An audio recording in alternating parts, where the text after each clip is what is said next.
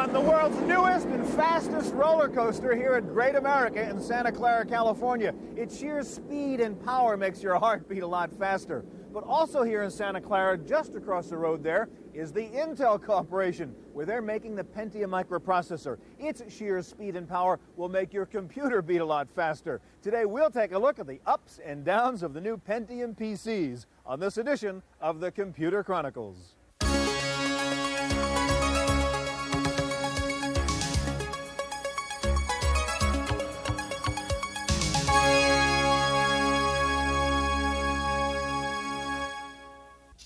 Computer Chronicles is brought to you in part by Intel, microprocessor technology for the software of today and tomorrow. Intel, the computer inside. Additional funding is provided by the Software Publishers Association, providers of educational materials to help manage software. Don't copy that floppy. And by Hewlett-Packard, Personal Computer Division.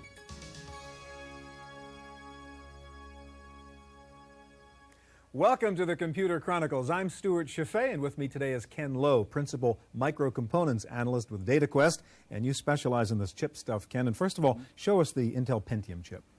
Well, this is the latest generation of x86 compatible chips off the line for Intel. It comes off the line with 3.1 million transistors in it, compared to 1.2 million in the 46 generation. Almost 3 times as many. Almost 3 times as many. It comes out with 64-bit data bus versus a 32-bit data bus, twice as many data bits. And the performance is about 2x the 46 generation. The question I have for you, Ken, is it worth my spending the money to go out and buy a Pentium PC now? Will I get enough return? Well, it really depends. If you're using the type of software that is giving you performance constraints, you're waiting for it to update the screen, it'd be a good idea to take a look at a Pentium system. The premiums are only about $500 at the low end compared to a 46 high-end system. But at the same time, if you're thinking of on a whim, should we go out, upgrade the system, prepare for next generation, prices will probably get better next year, availability get more widespread, and I think we're looking at a widening of the available models as we move into the future. Is this a different sort of competitive environment now? We hear about the Power PC coming out, the Alpha chip coming out. Is it no longer just an Intel world? Well, it is true that in the next several years we're going to see increased competition from alternate architectures. However, there are issues with adopting a new architecture that takes you away from the current base of compatibility, which comes through the software that works with the architecture, and into a base of compatibility that uses the operating system to keep you away from the architecture. So there might be a risk. There might be a little bit of risk. Okay, today we will look at several new Pentium-based PCs from Gateway, ALR, Compaq, Acer, AST, and Hewlett-Packard. We're going to start with a visit to the Intel Labs in Santa Clara, California, to see where the chips are made and to get a first look at their processing power. The Pentium processor is fast. In fact, it's over twice as fast as the fastest 486. Graphics-related computational intensive tasks are where the difference really shows. The reason for all this speed is the Pentium superscalar architecture. It has 2 integer units on one chip, allowing software instructions to flow down 2 pipelines at one time. This chip-level parallel processing is combined with a branch prediction unit. That branch prediction unit allows the chip to guess ahead of time what the software is going to do. And it turns out the chip is so smart it guesses correctly about 80% of the time. So we get about a 25% performance speed up right there. Manufacturing takes place in a clean room environment, utilizing 0.8 micron technology. With the 486, we got 1.2 million transistors on a single piece of silicon. With the Pentium chip, we're using 3.1 million transistors. And so it really took a lot of work from a manufacturing standpoint to lay all those transistors down on a single piece of silicon and to be able to put into high-volume manufacturing. Orders for the Pentium are already outpacing Intel's sales projections. One reason for the early acceptance of Pentium in the marketplace is software compatibility. There's been a lot of words said about our competitors and their RISC chips and their attempts to come after the mainstream personal computer market. But the bottom line is that they're starting from zero in terms of a software base, and they're trying to build up. And the Intel architecture and the Pentium chip runs all 50,000 of those software applications and runs it at full speed. So we don't really see the RISC chips as being much competition in terms of the mainstream personal computer market. Multimedia users and application developers hungry for more power are natural market niches for the Pentium, in addition to single and multiprocessor servers. That customer base will expand as Intel continues to develop new versions of the Pentium. Over time, we expect to be able to move the Pentium processor into the entire range of personal computing, and for that matter, all of computing, mainframes, handheld machines, you name it. And to do that, we'll have to do specialized versions of the Pentium chip. So there'll be versions that are very, very low power, aimed at portables. There'll be versions that are very powerful, aimed at servers. And there'll be a variety of different Pentium processors right at the mainstream, aimed at the personal computer market. For the Computer Chronicles, I'm Jonelle Patterson.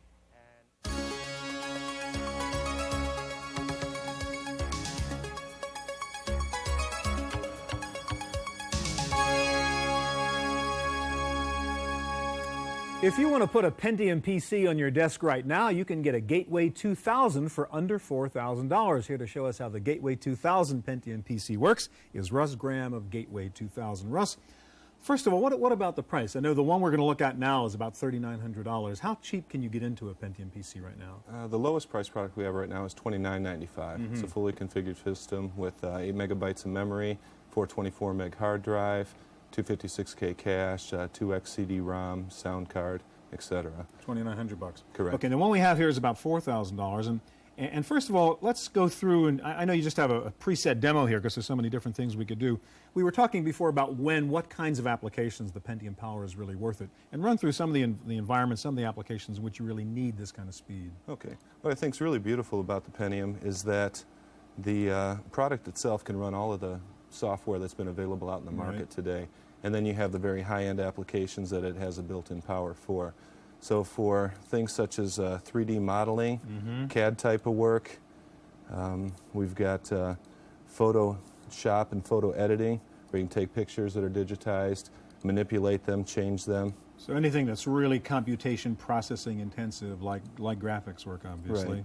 And the 32-bit operating environments of the future, where they're very graphic-orientated, where they're very, like you said, computational-orientated. The Pentium will really be able to tap into the ability to run those. Okay, now, on your Gateway Pentium machine, obviously the chip is just one part of the process. I mean, to really get good performance, you've got to do a lot more inside there besides just replace the CPU. What else is in this Gateway that gives you that kind of fast performance? I think one of the most exciting things is the local bus video that we have in there. It's based on the PCI standard. You can put hard drives on that local bus. You can put video, network cards, etc. That's what really increases the speed. So instead of going out to the ISA bus, you're doing it locally with the memory and the CPU subsystem. The 64-bit data bus that goes from the CPU over to the memory is extremely fast and allows you to write information and get information from memory, compute it quickly, and spit it out. So you're saying you really do take advantage of the 64-bit processor now? Absolutely. Even though there's not a lot of software that's really taking Well, advantage it's for the of it. memory subsystem, so it definitely takes advantage So of you're it. still moving data a lot faster inside the machine. Absolutely. How about a quick tour? This is a tower model, the P560 we're looking at. And Correct. just show us the configuration here. Well, the configuration of this machine, it's the 3995 machine, has 16 megabytes of memory, 256K of cache, has a 528 megabyte hard drive, has a 16-bit sound card, 2x CD-ROM, the 17-inch crystal scan monitor. Okay. And again, asking the question I asked Ken at the very beginning, I guess you're selling computers, so I guess I know the answer. But really, is this the right time to go buy one of these things? Prices are clearly going to come down a little bit when there's a greater supply of Pentium chips around. I think one of the exciting things about the Pentium is, unlike previous processors that were very high priced when they first came out, this has been putting a lot of pressure down on the standard products out there right now. So I think it is a pretty good time to buy it, but it definitely depends upon your applications. The more intensive your application is, or the more applications you're doing simultaneously, the better results you're going to get from a Pentium product. Russ, thank you very much. All right, thank you. All right, one of the potential problems with a chip that has over 3 million transistors on it is heat generation. We visited the PC Week labs to find out about the heat problem, and here's that report. PC Week Labs has run extensive tests on all of the existing Pentium-based hardware. They discovered that heat generation was a problem during beta testing, but since the addition of cooling fans, Lab Director Jim Lauterbach says all the systems are performing quite well. They've got cooling fins on them, kind of like a Cadillac, 3 or 4 different fans. There's one machine, the HP back here, actually has the cooling fins, and then it has a fan sitting on top of the cooling fins, a tiny little fan. So The designs on the server seem to be pretty well done, and they have to be. You know, 3 or 4 fans are pretty much de rigueur with all the hardware that's inside of them. A fan card is a must-have for a Pentium upgrade, but the PC Week testers say you're probably better off buying a Pentium system outright. The Pentium requires much more air going over it because it's a much hotter chip than the 46. If the system isn't built correctly, you put a Pentium in, and it heats up the system, and your system dies. Probably not a good idea. Louderbeck says most people don't need all of Pentium's power on the desktop, but servers are another story. The HP Net server that I have behind me actually has been the best uniprocessor Pentium performer that we've seen. It did incredibly well on our SQL Server results running under NetWare, running as an NLM, because it's got a very fast channel, a very fast I/O, and it's got a very good disk controller that hooks up to multiple different disks. So that's a good box. They're all good boxes, and the multiprocessor ones are more expensive, but when you need the power, even a single Pentium isn't going to do it, so throw 3, 4, 5 Pentiums at it. Evaluations have been done on virtually all of the Pentium systems available. However, the lab is waiting for IBM to release its microchannel production line. It looks like it's going to be a real screamer, too, from the beta machines that we've looked at. IBM also, in their Ambra line, has a 2 Pentium server that we're just starting to take a look at. So no results there yet. We've looked at an NEC server that did real well. We've looked at Zenith, a couple of Zenith boxes that they were all right. They were kind of mid-level. They weren't as expensive, but they performed adequately. And we looked at a couple of ALR machines that were all right as well. For the Computer Chronicles, I'm Jonelle Patterson.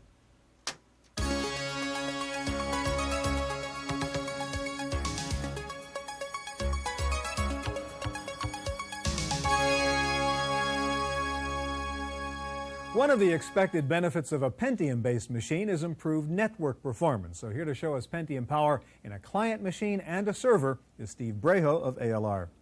Steve, let me back up and take a look at the monitor here on your ALR Evolution machine. And I take it this is a demonstration of the processing power you're getting out of this Pentium. That's right, Stuart. We have Windows NT running on this particular machine. You can see the multi-threaded operations running, the different boxes doing their own thing on their different windows. All right, so there's lots of computation-intensive applications going on simultaneously, as you say here in the multi-threading. Explain the architecture inside the machine that's allowing you to get this maximum power out of the Pentium. Okay, to that we'll go into this graphic. What we have is the Pentium processor here in the middle being fed literally on reads and writes out of a very large cache, 512K, at 64-bit transfers. To pump that data to the bus architectures, both an ESA bus and a VL bus, we use an intermittent funnel, 64-bit data funnel. This is how we achieve high throughput of data processing. Now, what are the basic objects you're trying to accomplish in the architecture underneath the Pentium? Okay, to do that, I'd like to go over here and show you the actual items. So this is your server model? That's right. This is the Evolution 5Q. Over here on the left, we have the Pentium processor. Comes in 60 or 60 megahertz clock speeds. The 512K cache that is very important in a Pentium design is located here. The high-performance memory subsystem to the right are 64 megs of memory, 16 megs is standard, 1 gigabyte is the maximum on this particular model. We have in the upper right-hand corner the 10 ESA bus slots. The top 3 have the Visa VL local bus slots. So you see in this system we've covered all of Intel's must-haves.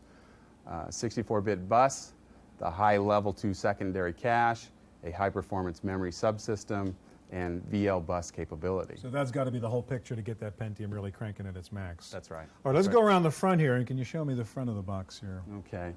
In the front of the box, we really have quite a bit of expandability. At the top, I have 2 3.25, 3.5-inch drive bays. Below, I have 11 5.25 drive bays.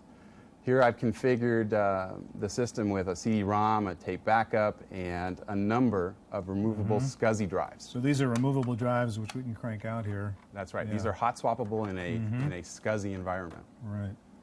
All right. What's the price story on these things? Say, let's start over here with getting this little guy over here to get me a Pentium box, a basic one.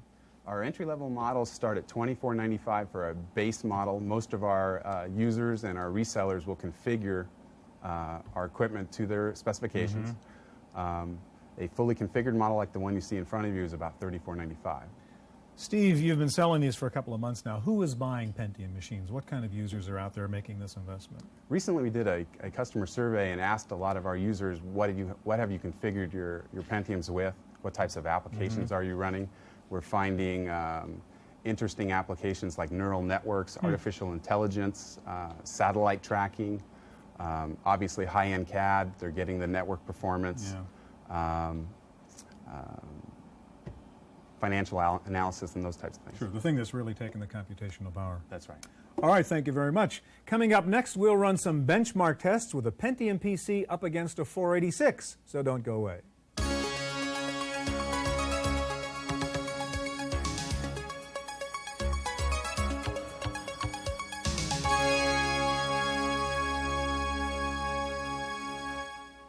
The key, of course, to buying a Pentium PC is getting improved performance. But how much better is a Pentium than a good 486? Here to show us is Ron Olfers of Compaq. Hi, Stuart. Ron, first of all, what are the two machines we have here? What we're showing, Stuart, is a Compaq Desk Pro family. On the right is a Compaq Desk Pro 48633.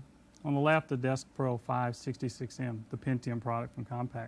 On the right also, just for clarification, is a 17-inch 1024 monitor and the QVision 200, the new monitor on the left. Okay, so that's a 48633. This is a Pentium 66. Right. All right, now let's take a look at this board. Now, I understand because this is a modular design, if I wanted to, I can upgrade this by putting in a board that has the Pentium processor on it, which would be a board like this? That's exactly correct. All right, and what's on here? What we're looking at is the processor board for the Desk Pro M. On the right, you'll see the Pentium processor along with its fan complex. The Pentium processor sits just under the fan. Moving to the left, you see the 256K of second level cache. That's this guy in the middle here. In the middle, and we can take this off because it can be installed easily by the user. Okay. Moving further to the left, you see the 8 megabyte of standard memory, or 16 megabyte, which is on the back side. Okay. Notice also the SIM sockets are there. So we carry up to 144 megabytes of memory right on the system board. Okay. Can we look at the back of the board, see the rest of the memory, and also explain what you have as you call it Triflex architecture. Right. What does that mean? Triflex architecture actually started as Flex architecture in the 386. We actually separate the memory from the processor bus in order to get higher performance. And is that the 3 chips you have here? That's the 3 chips here plus the 4 address buffers. And what we've done with that is designing our own chipset for the Pentium. We make use of all the performance and features that are in there. The biggest one is to make sure, as Stephen said, to keep the Pentium processor full. And we do a 128-bit path to memory, along with things like looking at algorithms to understand what the next instruction cycle may be. Let me ask you about the heat question again, and you showed me the fan sitting in front of the Pentium, and you've got these sort of cooling devices here. What are you doing with these things? What we have are the 560 Pentium and the 566. On the 560, we can cool it very adequately by using a passive heatsink. So the 60 megahertz chip takes that guy to uses cool a passive off. heatsink. What we've done when we designed the Desk Pro M back in 1990 and early 91, we knew that it would have a Pentium in it. We designed it for that. So we had the airflow actually coming around the outside of the computer and to make sure that it cools it. When the 66 megahertz, we actually go ahead and put the extra fan just for that extra margin of safety. Yeah. All right, can we go run our little benchmark test here and maybe get this guy out of the way? And what are we going to run? What's the test going to be? What we're going to run, we're not going to show Windows NT. We actually have Windows 3.1 on both machines because we want to make sure that you can understand and get a basis for where you might be today and where you can go just by upgrading a processor. So even in the Windows 3.1 environment, we're still going to see the benefits of using a Pentium. Sure, I think you'll see if you. Okay, so we're ready to run PowerPoint? Ready, set, go? What we're showing is a PowerPoint demo. It's a demo that I'm sure a lot of your viewers have seen. And you'll see on the left side that with this Pentium processor board, it just runs a lot faster. How much is a lot faster? Actually, almost 3 times as fast when you compare it to 48633. It's important also to note that with Windows 3.1 or with PowerPoint, where the way we're showing it, it's not Pentium-aware code. This is straight MS-DOS type code. So the software doesn't know, it's not ready for the Pentium, but That's it's taking exactly right. advantage of the way you're quickly moving data nevertheless. Compatibility is real key. And obviously the Pentium's already done. And he's already done, and we're going to wait for just a minute. And our 48633 is still cranking along. Still I remember the days when we were doing the 46 versus the 386, and the 486 was done, and we're waiting, the same sort and of it goes on and on and on. And we made really a huge leap forward in performance to be able to go the upgradability to that. You guys are out there actually selling these Pentium machines now, and I take it the users are the guys who are really into graphics, into computation-intensive kind of applications. That's true. If you are using graphics as part of your job and as part of what you're doing, clearly you'll want to have the most performance if you're doing a mission-critical application or your results are very timely for the corporation. Can we take a look at a CAD demonstration, which I assume CAD is a classic area in which you really need that speed? And if we just type CAD, and again, this will hit the enter key. Okay, ready, get set, go. Go. And what we have here is AutoCAD Release 12 for DOS. And AutoCAD Release 12 for DOS is, again, not Pentium aware. We're running just straight code to make sure that you can understand where you would be with a 4633 and where you could go just with this new processor board. So taking a look at this CAD program here, obviously we're whizzing away here on the... It's a pretty complex drawing. We're regenerating the drawing. We're working with the hidden lines and shading at things that are very compute intensive to really isolate the processor to let you see just what the differences are in the processor itself. And in this CAD environment, we still about 3x performance here between the two? We're again right at 3 times the performance of a 4633. And well, this guy's done obviously and he's done, and a we're lot faster than the 46. Here. All right, final question again about this upgrade question. How much would it cost me to use this board and upgrade my 4633 to get to Pentium 66 versus just buying a new machine? To go to the new Pentium processor board would be under $2,000. You would have everything that you would need then to go to the full Pentium power. And how much would it cost me to buy the 566? Current price on the 566 is $49.99. Okay, so it's a big savings. A big savings. Ron, thank you very much. That is our look at Pentium PCs. Stay tuned now for this week's computer news on Random Access.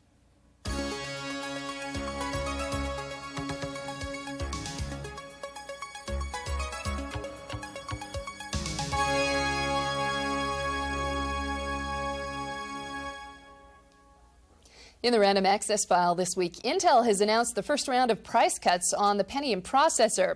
The company says prices will be cut up to 18% in the second quarter of '94. Intel says quick adoption of the Pentium processor by more than 100 manufacturers has led to the quickest ramp up in Intel history and the ability to move into high-volume, lower-cost production. Intel predicts that Pentium machines will account for 15% of the PC market in 1994. The company also announced a 15% price cut on 486 chips. Dell has announced a new line of Pentium-based PCs, the Omniplex 560 and 566. Dell says these are mission-critical computers with the most advanced features available, including PCI architecture. The new Dell Pentium machines will start at $3,499. Compaq says it is getting out of the printer business. The company announced it will no longer sell its PageMark brand of printers, but will continue to provide support for current users. Computers are coming to the rescue of the nation's healthcare system. The National Electronic Information Corporation has announced a new online network for linking healthcare providers and health insurers. The Healthcare Information Network was launched this month in 13 states as a first step toward nationwide implementation. The company says the new electronic link for the healthcare system will improve efficiency and reduce administrative costs. IBM has announced delays in shipping the new version of its PS2 models 76 and 77. The company says there are problems with a specialized memory chip. And IBM has now resumed shipment of the ThinkPad 500. The notebook computer was pulled from the market last month because of battery problems. IBM has replaced the older batteries with new nickel metal hydride batteries. If you bought an earlier model ThinkPad 500 and want your battery replaced, you can contact IBM customer service at 1-800-426-7244. Despite its problems, DataQuest says that IBM is #1 in market share in personal computers with 13.6% of the PC market. That's up from last year. Second is Apple with 11%, and Compaq is third with 10%. NEC and Dell came in fourth and fifth. If you're a Unix user and would like to run Microsoft Word or Excel, a company called Quorum has just announced a new low-cost package that gets you either program for only $299. Up until now, Unix versions of the Microsoft titles have cost more than $1,000. The Quorum package comes bundled with the Equal Application Adapter, which transparently rehosts Word and Excel to run on Sun, Spark-compatible, or Silicon Graphics workstations. If you love the movie It's a Wonderful Life, you can see it now on your computer. A company called Kinesoft has released a CD-ROM version of the Holiday Classic. The 2-disc set comes with the complete movie plus a gigabyte of additional information, such as the full shooting script, film reviews, a trivia game, audio interviews, and more. The movie disc set is being distributed by MicroProse. It runs under Windows and lists for $79.95. Finally, a report funded by the National Science Foundation says American schools are not making good use of personal computers. While 99% of American schools have computers available to students, the NSF study said the schools are using outdated hardware and that teachers are not being given adequate training. The study found that Austria, Japan, and the Netherlands all had better computer training programs for teachers. That's it for this week's Random Access. For the Computer Chronicles, I'm Janelle Stelson. Computer Chronicles is brought to you in part by Intel, microprocessor technology for the software of today and tomorrow. Intel, the computer inside. Additional funding is provided by the Software Publishers Association, providers of educational materials to help manage software. Don't copy that floppy. And by Hewlett-Packard, Personal Computer Division. Video cassette copies of this program are available. Computer Chronicles also publishes a companion newsletter containing details on products demonstrated and information on program topics. To order a video cassette or a newsletter, call 1-800-799-4949 or write Computer Chronicles. Please specify program subject for tapes. All orders include a free software program for auditing software use and information on the definitive guide to keeping your organization's software legal.